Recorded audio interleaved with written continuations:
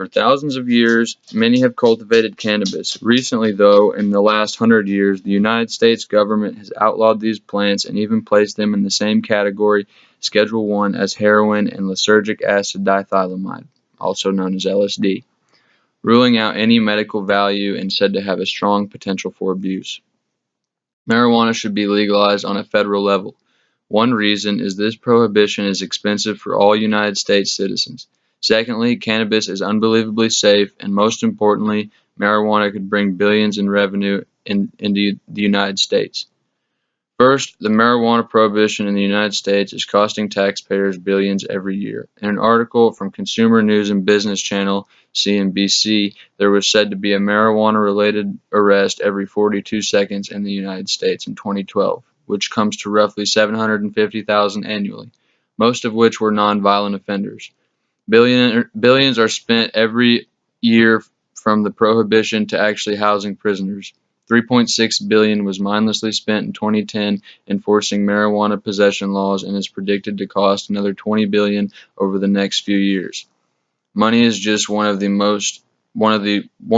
of the marijuana prohibition.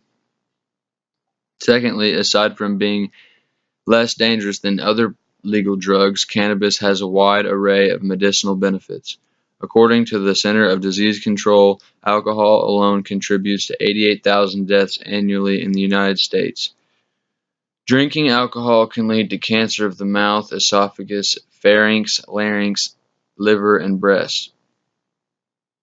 Another report by the CDC states 7,000 people across the United States are treated at emergency facilities daily due to overdose of prescription pills. Cannabis is responsible for curing nausea and stimulating appetite, slowing the growth of cancer cells, treating inflammatory bowel disease, slowing the progression of Alzheimer's, and the list goes on. Glaucoma patients have increased pressure in the eye.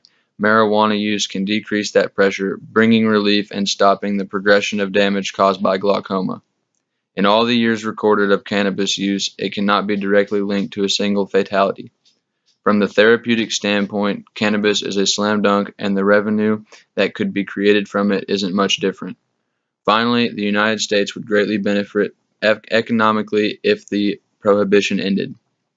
Colorado's first year of legalization brought in $63 million in revenue and another $13 million from licenses and fees, and this doesn't even include hemp.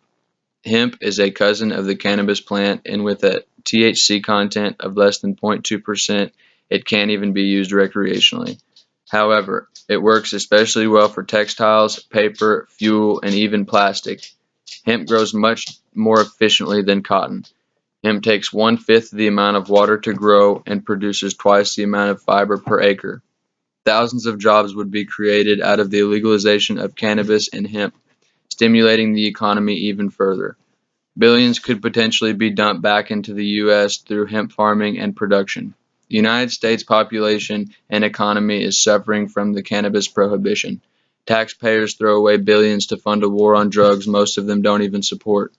Cannabis is a miracle plant that treats many different ailments and even some serious disorders and is much safer than other legal drugs. The legalization of marijuana would flood the U.S. with jobs and provide billions of dollars in revenue.